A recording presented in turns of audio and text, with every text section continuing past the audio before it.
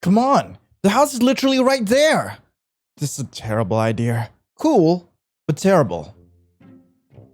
You lost a bet. As simple as that.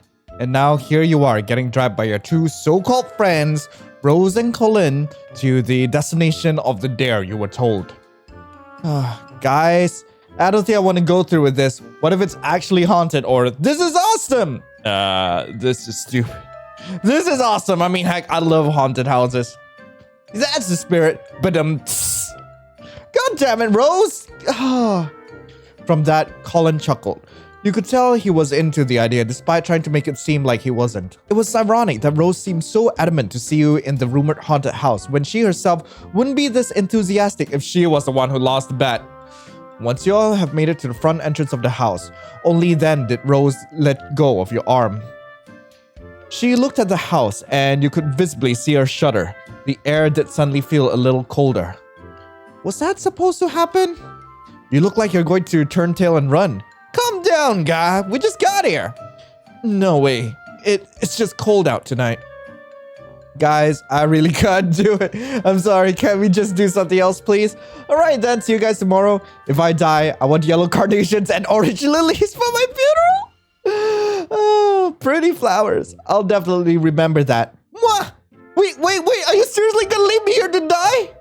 They just said screw you and flowers. Well, that's not a no. Seeing your lack of resistance, both your friends took that as a sign that you were more on board than they expected you to be. I mean, heck, if I'm going to a haunted house, like the very least I'm gonna do is smash the ghosts inside. Yes, in that way. Yeah, awesome. So, Rose ran back to the car without another word, briefly turning around to hold her hands out to Colin. The keys were with him. He took the keys from his pocket and tossed them in her direction as she briskly walked back to have a better chance catching only for the keys to smack her forehead. That warranted a playful flip-off before she ran back to the car. When she came back, she had your bag with her. She pushed it towards you with a grin. Let us know all the details tomorrow. If we survive, woo! Ow! Colin! Colin disapprovingly nudged Rose. Unlike Rose, they had no plans of frightening you any further in case you were. It's just an empty house. Any rumors probably exaggerated and false anyway. We'll see you tomorrow, hun. Have fun. And with that, both friends gave you a hug before making their way back to the car and driving off with a few waves. You were alone now. With a sigh, you slung your bag over your shoulder and walked to the porch. It occurred to you that the house was probably not even unlocked, so you being here could actually be a relatively short visit, unless you'd want to take a chance at sleeping on the porch. Nope. You stepped in front of the door and reached to try the doorknob. Click. It was unlocked. Pushing the door forward, you could see how much darker the interior was. Of course it was. No one lived there, and if someone did, you'd be a home invader. Turning your phone flashlight on, you stepped in the house carefully, hearing the floorboards creak a little as you continued. It seemed cleaner than you would have expected from a house that hasn't been lived in for some time now, but maybe it's only been unoccupied for a short while. You were definitely going to have to research this place later. Kitchen, living room, bathroom, upstairs. Let's check out the kitchen, see how the fridge is doing. Walk into the kitchen. You could see how clean the counter and sink were. No graffiti, no odd items left inside. Strange that it was so clean. Checking the cabinets, they were empty. No utensils, no rotten food. Seeing as there wasn't much else in there that was notable, you stepped out of the kitchen. Let's go to the living room. Walking into the living room, it seemed to be a little dirty. The coffee table had a thin layer of dust on it, and one of the couches seemed to be a slightly darker shade than the others. If you sat on it suddenly, the puff of dust from it might make you sneeze. There was faint graffiti on the wall, but seeing there was a small bucket and dirty rag just under it, it looked like someone had the same thought of coming in here, but for more of a good Samaritan reason. Seeing as there wasn't much else that was notable, you stepped back out of the living room. Go to the bathroom. Walk into the bathroom. There wasn't really anything in there besides a toilet, a sink, and a bath area. The lid of the toilet was closed. What were the chances that there could be something in there? You stepped closer and searched for the lid. Open the lid. Opening the lid, there was nothing in there. Probably the oddest thing was that it smelled a little fragrant, as if someone recently cleaned it. You closed it again and left it be. There weren't any towels. It was probably the most barren room in the house so far. Shame. It did look kinda nice and would have looked pretty with some decoration. Seeing as there wasn't much else that was notable, you stepped out of the bathroom. And upstairs we go. Just when you were going upstairs, you suddenly heard a noise from the bathroom. It sounded like water was dripping. The heck? You went down the stairs you've already climbed and made your way to where the sound was coming from. You hesitated. You've already been in the bathroom recently, and there wasn't really anything interesting that could have happened in the few minutes you've been out.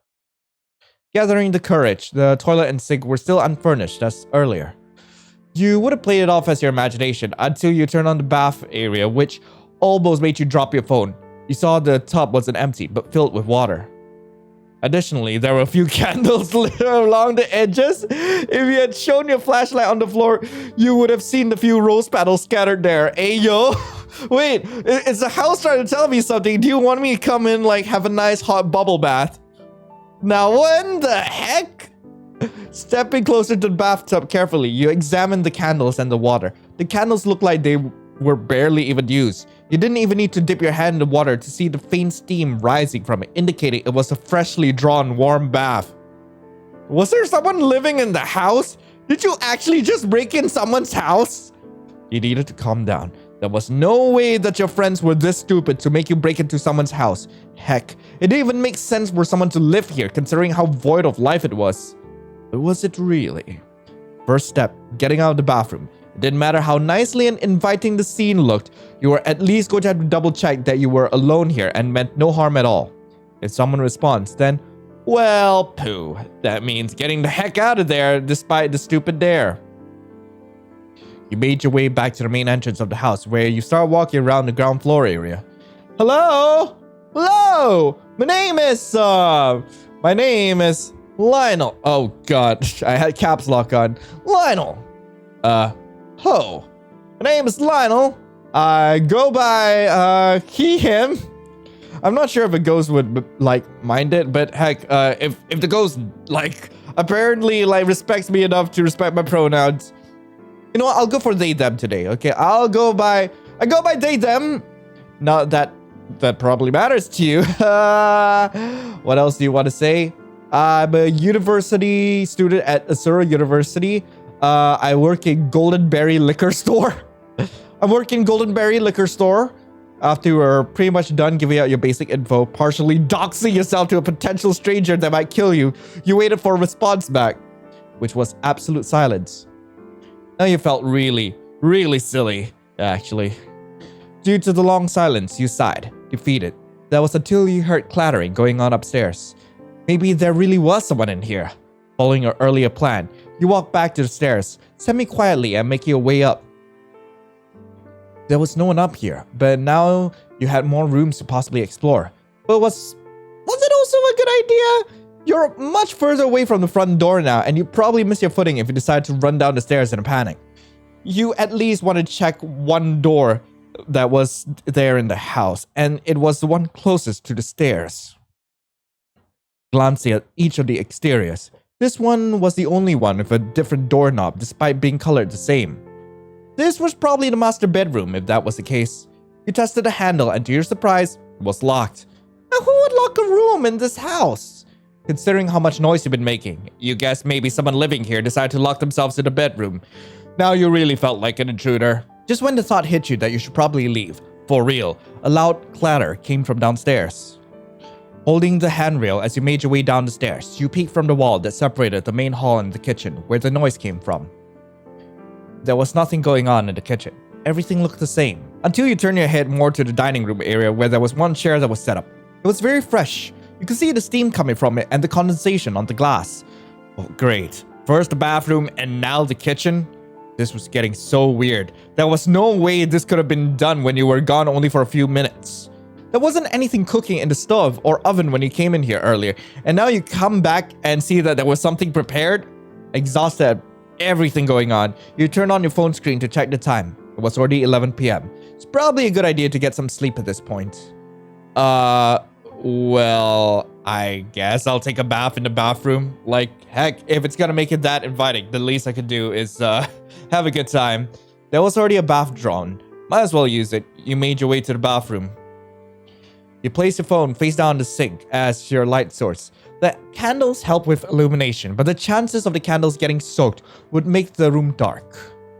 Not that was a problem. You could bathe in the dark, which would be awful because how could you take a bath in darkness? What a creepy thought, along with this creepy house. You took your clothes off and set them beside your phone before stepping into the bath, slowly sinking into water, letting the warmth envelop you. It made you shiver in pleasure. Oh my, so warm. Okay, I'm just laughing because I know you guys are like visibly cringing at this. I am so sorry. It was relaxing now that you were in here after all that's happened today. Maybe this house wasn't so bad and you were just overreacting. No one seemed to be here, but it didn't quite make sense why there were things suddenly springing into convenience for you. If there really was a ghost here, why were they being so friendly, albeit in a creepy manner? You took your time getting yourself clean, only to remember you didn't even think of getting a towel. Ah, poo.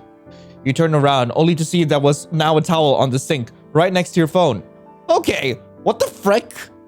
At this point, maybe there really was a ghost in this house. The door was barely open. It would be impossible for someone to shimmy in, place a towel on the sink, and leave without creating even the smallest sound. Someone, please, someone out there, please make a comic of this. Tag me on Twitter. I need to see this happen. Oh God, perf, knock when you enter. What the frick? Oh my God. Oh yes. You swear you could hear someone or something faintly chuckle amusingly. After finishing your bath, you step out, drain the bath, and blow out the candles that haven't yet been extinguished by the water.